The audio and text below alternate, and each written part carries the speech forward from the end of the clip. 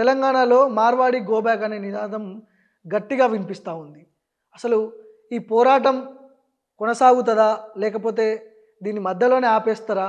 అసలు మార్వాడి గోబ్యాక్ అని ఎందుకు అనాల్సి వస్తుంది? ఈ 10 రోజులుగా ఈ స్లోగను తెలంగాణ ప్రజలు అందుకున్నారు. ఇది ఇప్పుడే ప్రారంభమైనది. కొంతమంది అక్రమ వ్యాపారులు, కల్తీ వ్యాపారులు ఇతర రాష్ట్రాలలో నుంచి మాపైన దాడులు చేసేవాళ్ళు, మా వ్యాపారాలని, మా కుల వృత్తులు మొత్తం కూడా నాశనం చేసేవాళ్ళు పోయేంత వరకు ఈ ఉద్యమం కొనసాగుతుంది. ఓకే, ఇది ఆగేది కాదు. ఇప్పుడు నిన్న బండి సంజయ్ చేసిన కామెంట్స్ని ఎట్లా చూస్తారు? ఎందుకంటే కేంద్ర సహాయ మంత్రిగా ఉన్నాడు ఆయన, బీజేపీ పార్టీలో ఉన్నాడు ఎంపీగా. రోహింగ్యాలు చాలామంది తెలంగాణలో చొరబడ్డారు, వాళ్ళ గురించి మాట్లాడట్లే కానీ మార్వాడీల మీద ఎందుకు పడ్డారు అని చెప్పి మాట్లాడుతున్నారు. ఎట్లా చూడాలి? ఈ తెలంగాణ ప్రాంతంలో అక్రమ వ్యాపారం చేసే మార్వాడీలు బండి సంజయ్కి చందాలు ఇస్తారు.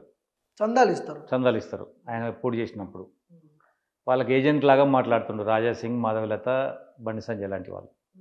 అయితే మేము ఒకటి మాట్లాడితే ఆయన ఒకటి మాట్లాడుతుండు. మేము తెలంగాణ భూమిపుత్రులం, తెలంగాణ ప్రజల బాగు కోరుకునే వాళ్ళం, తెలంగాణలో ఉన్నటువంటి వృత్తి కులాలందరూ కూడా బతకాలని కోరుకునే వాళ్ళం. ఆయన ఏంటంటే నేను ఎంపీగా ఉండాలి, ఆ మరోళ్ళు సందాలు ఇవ్వాలి, ఇది ఆయనది ఒకటి. రెండు, మేము ఒకటి మాట్లాడితే ఆయన కూడా మాట్లాడుతున్నాం. మేము మాట్లాడింది ఎవరు? తెలంగాణ ఉద్యమకారులమైనటువంటి మేము తెచ్చుకున్న తెలంగాణని తెలంగాణ ప్రజలకు అభివృద్ధి ఫలాలు అందాలి, ఇక్కడ బతికే గాలి నీళ్ళు అన్నీ మాకు చెందాలని మేము మాట్లాడుతుంది. ఆయన ఏం మాట్లాడుతుండు?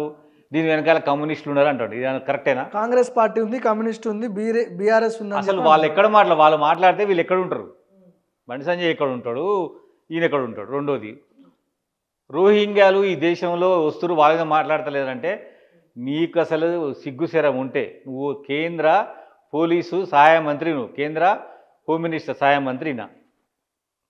ఆ సహాయ మంత్రి చేయాల్సిన పని 1996 నుంచి 2004 వరకు బీజేపీ పార్టీ ఉంది, మళ్ళీ 2004 నుంచి 2014 వరకు కాంగ్రెస్ పార్టీ ఉంది, మళ్ళీ 2014 నుంచి ఇప్పటి వరకు బీజేపీ పార్టీ ఉంది.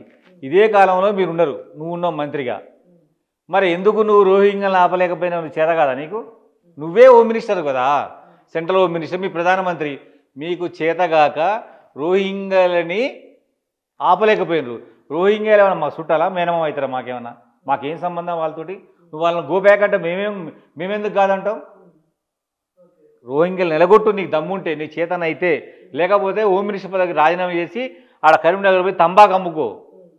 కానీ మేము ఒకటి మాట్లాడితే నువ్వు ఒకటి మాట్లాడుతున్నావు. నీకు అసలు చదువుకున్నావా లేదా అర్థం కావట్లేదు. మేము ఏమంటున్నాము, ఇక్కడ ఉన్నటువంటి మొత్తం ఆ వృత్తి కులాలు, చేతి వృత్తులు మొత్తం కూడా పోయినాయి మీ వల్ల.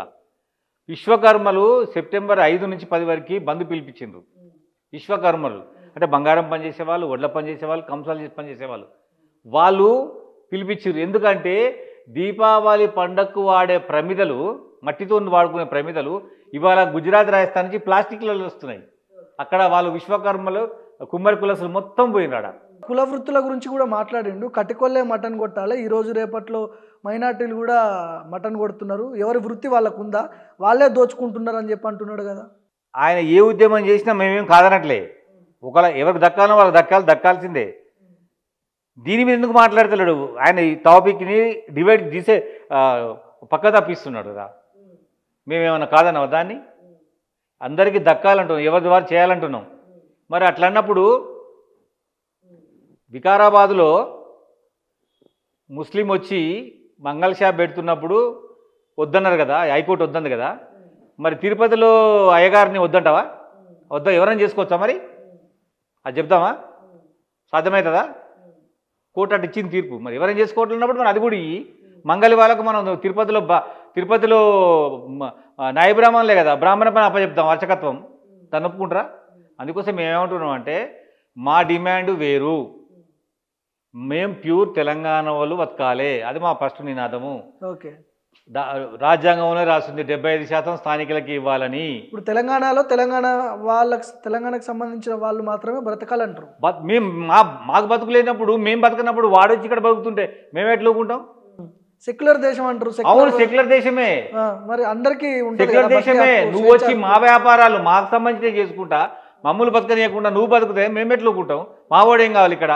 స్థానికులకే 70% ఏం రాజ్యాంగమే రాసింది. దాని ప్రకారం మేము అడుగుతున్నాం. నేను మళ్ళీ మీకు చెప్తున్నా, ఆయన వచ్చి ఇక్కడ బతుకుతున్నాడు కదా, ఒక్క మార్వాడి షాప్లా ఒక్క ఊసే ఉద్యోగమైనా, అటెండర్ ఉద్యోగమైనా, లేకపోతే అలా పని మనిషి చేతి కింద ఉండే 10 మనిషి ఉద్యోగమైనా మాకు ఇతరాలు తెలంగాణలోకి ఇయ్యరా? ఈ అస్సలు ఎవరికి ఇయ్యరు. వాళ్ళే ఉంటారు, మొత్తం వాళ్ళే తినాలా. కిందనో షాపు, పైననో ఇల్లు. ఉదయం 6 గంటలకు లేచి రాత్రి 9 గంటలకు పని చేస్తాడు. డబ్బంతా మూట కట్టుకొని గుజరాత్ పోతాడు. బంగారం షాపు అంటాడు, వడ్డీకి నడుపుతాడు. 4-5 కోట్లు కాగానే మొత్తం చదువుకొని పోతాడు. మొన్న భువనగిరిలో ఏం జరిగింది? 4 కోట్లు జమ కాగానే మొత్తం బంగారం తీసుకొని రాజస్థాన్ పడడానికి పోతారు. వాళ్ళకి ఆధార్ కార్డు ఉండదు, రేషన్ కార్డు ఉండదు. ఎందుకు చెప్పనా, ఎనీ టైం ఇక్కడికి వెళ్ళిపోవడానికి. ఓకే, ఇప్పుడు వీళ్ళు ఆన్లైన్ ట్రాన్సాక్షన్స్ ఎందుకు చేయరు? ఓన్లీ క్యాషే తీసుకుంటారు, లిక్విడ్ క్యాషే తీసుకుంటారు. ఎందుకు తీసుకుంటారు? ఎందుకంటే వాళ్ళ దగ్గర ఎవిడెన్స్ ఉంటుంది కాబట్టి, నీకు ఇన్ని పైసలు, ట్యాక్స్లు, జిఎస్టీ అవన్నీ ఏం లేకుండా చేయడానికి. జిఎస్టీ ఎగ్గొడతారు, ఎస్ఎస్టీ ఎగ్గొడతారు. అసలు రసీదే ఉండదు వాళ్ళకి. వాళ్ళకు ఆన్లైన్ డిజిటల్ బిజినెస్ మీద నమ్మకం ఉండదు. క్యాషే ఇవ్వాలి వాళ్ళకు. ఓకే.